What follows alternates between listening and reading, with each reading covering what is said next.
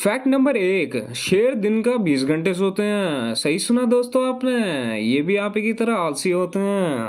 Fact number 2, शेर अकेले नहीं झुंड में रहते हैं। फैक्ट नंबर 3, इनकी दहाड़ इतनी तेज होती है कि वह 8 किलोमीटर दूर तक सुनाई देती है। फैक्ट नंबर 4, शिकार ज्यादातर मादा शेरनियां ही करती हैं। जब नर शेर झुंड की रक्षा करते हैं तब शेरनियां टीम बनाकर शिकार करती हैं। फैक्ट नंबर 5, हजारों साल पहले शेर केवल अफ्रीका में नहीं बल्कि यूरोप और एशिया के कुछ हिस्सों में भी पाए जाते थे। क्या आपने कभी सोचा है कि शेर अब यूरोप और एशिया में क्यों नहीं पाए जाते हैं?